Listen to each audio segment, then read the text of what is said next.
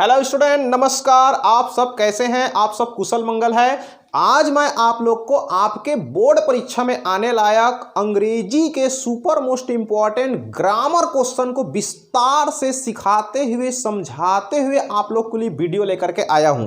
तो प्यारे बच्चों, एक ऐसा आप लोग को इंग्लिश का एक ग्रामरिकल क्वेश्चन बता रहा हूं जो आपके एग्जाम में आने की पूरी संभावना रखती है।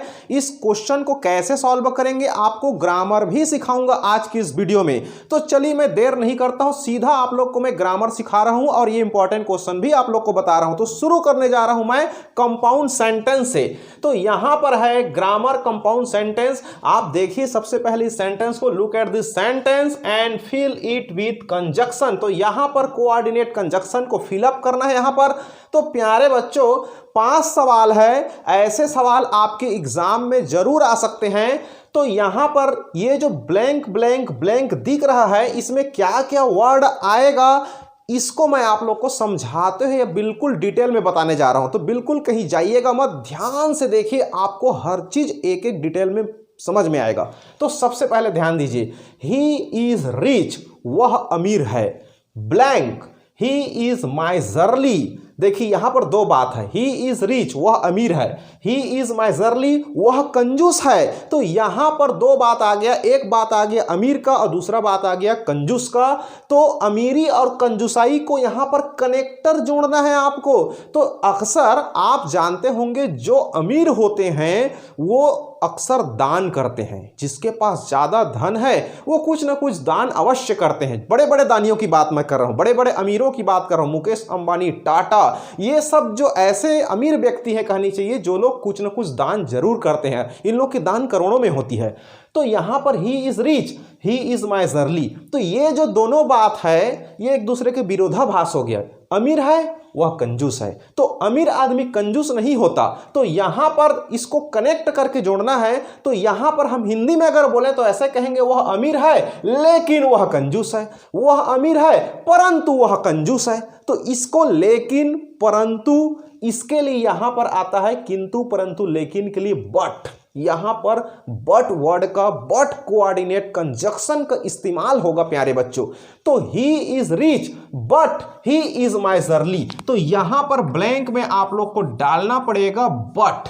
He is rich but he is miserly, वह अमीर है परंतु वह कंजूस है। दूसरा बात देखिए, दूसरा sentence, God made the country blank, man made the town. इसका हिंदी में समझा रहा हूं, आप ध्यान से देखिए। यहां पर गॉड मेड द कंट्री मतलब भगवान ने देश बनाया, भगवान ने देश बनाया, गॉड मेड द कंट्री। अब यहां पर ब्लैंक है, मैन मेड द टाउन, इंसानों ने, आदमी ने क्या बनाया, शहर बनाया, शहर बसा दिया। मैन मेड द टाउन, इंसान जो है, आदमी जो है शहर बना दिया।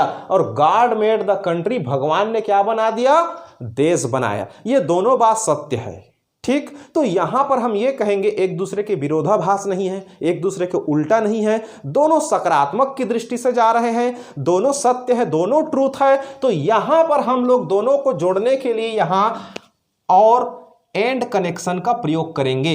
गॉड मेड द कंट्री, भगवान ने देश बनाया और आदमी ने शहर बनाया। तो हम यहां पर लगाएंगे एंड, एंड का इस्तेमाल करेंगे। God made the country and man made the town. तो ये जो कनेक्टर है एंड, यहां पर एंड ही सुटेबल है। तो इस तरह से आप लोग की बोर्ड एग्जाम में क्वेश्चन आ सकती है।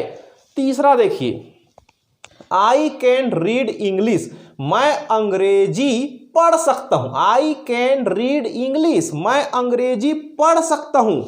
फिर उसके बाद blank, I can write English, मैं अंग्रेजी लिख सकता हूं। यहां पर दो बात आ गया, मैं अंग्रेजी पढ़ भी सकता हूं, मैं अंग्रेजी लिख भी सकता हूं। दोनों बात सत्य है, यहां पर कोई एक दूसरे का विरोधाभास नहीं है। ऐसे कंडीशन पर हम लोग यहां पर एंड लगाएंगे। और मैं अंग्रेजी पढ़ सकता हूं और लिख भी सकता हूं। तो यहां पर एंड जैसे ही लगाएंगे, एक बात ध्यान रखना पड़ेगा प्यारे मित्रों, यहां पर फिर से देखिए, आई शब्द फिर दोबारा रिपीट हो गया, कैन शब्द दोबारा रिपीट हो गया।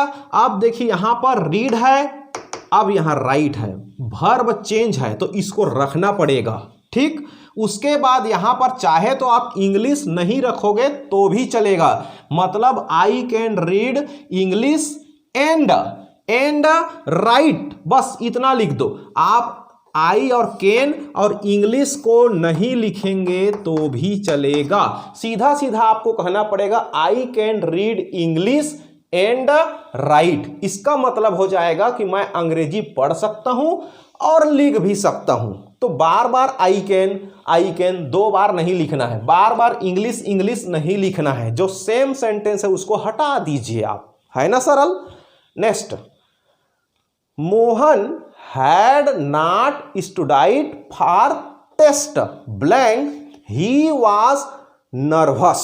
इसका हिंदी बता रहा हूं, Mohan had not studied for test, Mohan जो है अपनी परीक्षा के लिए, अपनी टेस्ट के लिए स्टूडाइड, नॉट स्टूडाइड, हैड लगा है, पास्ट टेंस है, मोहन अपनी परीक्षा के लिए पढ़ाई नहीं किया था। Mohan had not studied for test, Mohan जो है अपनी टेस्ट की तैयारी पढ़ाई नहीं किया था। ब्लैंक ही वॉज नर्वस, वह नर्वस था। अब देखिए ये जो बात है, इस नर्वस होने के पीछे एक कारण हो गया। कारण ये है कि वो अपनी टेस्ट की पढ़ाई नहीं किया था, टेस्ट की पढ़ाई नहीं किया था इसलिए वो नर्वस था। तो यहां पर एक दूसरे का ये लोग रीजन है, रीजन कारण है, कारण बताने के लिए कारण का उत्तर निकल रहा है, कारण बता नहीं रहा है, कारण का उत्तर निकल रहा है कि वो अपनी पढ़ाई नहीं किया था टेस्ट के लिए, इसलिए वो क्या है, नर्वस था। इसलिए को अंग्रेजी में यहां पर कहेंगे सो लगेगा, यहां पर कनेक्टर सो लगेगा, कोऑर्डिनेशन जो कंजक्शन है यहां पर सो का इस्तेमाल होगा। Mohan had not studied for test, Mohan test के लिए स्टडी नहीं किया था इसलिए वह नर्वस था, इसलिए वह उदास था। 5वां, we arrived late for the show blank my friend had gone to visit his sister. We arrived late for the show, मतलब हम जो है शो के लिए, शो माने कोई इवेंट चल रही है, शो चल रही है, कोई ड्रामा चल रहा होगा, हम शो के लिए लेट पहुंचे, शो देखने के लिए, हम फिल्म देखने के लिए हो सकता है। तो we arrived late for the show, हम मूवी के लिए, फिल्म के लिए, कोई शो के लिए, ड्रामा के लिए, कोई नाटक के लिए, कोई प्रसंग के लिए हम लेट पहुंचे, अराइव बने पहुंचना, अराइव्ड बने पहुंचे, तो हम लेट पहुंच गए थे। तो क्यों लेट पहुंचे, अब ध्यान दीजिए, we arrived late for the show, हम लेट पहुंचे शो के लिए। अब यहां पर बात आया है my friend had gone to visit his sister. अब देखिए इसका यहां पर कारण निकल के आ रहा है, कारण कि मेरे दोस्त, my friend had gone to, मतलब मेरे दोस्त गया था, कहां गया था, विजिट हिज सिस्टर, चाहे तो यहां पर हिज ब्रदर लगा सकते हैं क्योंकि यहां पर हिज शब्द का इस्तेमाल है। अगर सिस्टर रखना पड़ेगा तो आपको हर सिस्टर का इस्तेमाल करना पड़ेगा।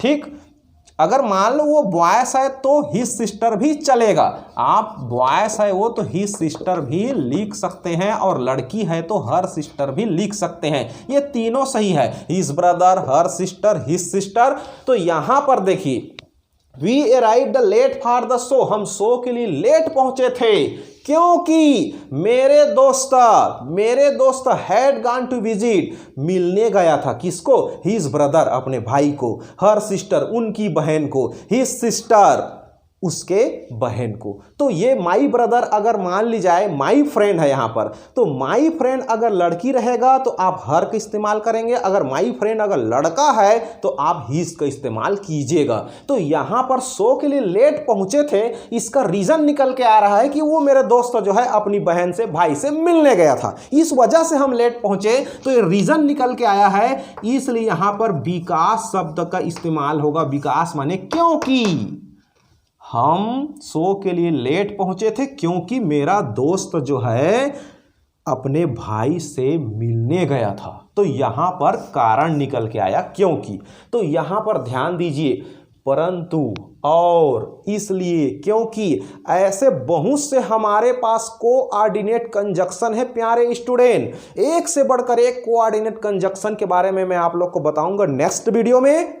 आप लोग बिल्कुल देखते रहिए मेरे चैनल को, और आप लोग की एग्जाम की तैयारी भी मेरे चैनल के माध्यम से अच्छे से हो सकेगा। बिल्कुल आप लोग को सरल अंदाज में अंग्रेजी का ग्रामर सिखा के ही रहूंगा, और यही प्रश्न, ऐसे ही प्रश्न आप लोग के बोर्ड एग्जाम में आने की पूरी संभावनाएं रखती है। अधिक से अधिक ये वीडियो को अपने मित्रों को जरूर फॉरवर्ड कीजिए, शेयर कीजिए और एग्जाम की तैयारी कीजिए, और हो सके तो आप लोग लाइक कर दीजिए अगर पसंद आ रहा है। लेकिन दोस्तों को जरूर फॉरवर्ड कीजिए, क्योंकि आप लोग की एग्जाम अब मार्च में होने जा रही है, तो बिल्कुल ऐसे वीडियो आप लोग का काम आएगा। पहली बार देख रहे हैं तो चैनल को सब्सक्राइब करके रखिए। थैंक यू, बहुत बहुत धन्यवाद। माई सेल्फ विजय दिवा।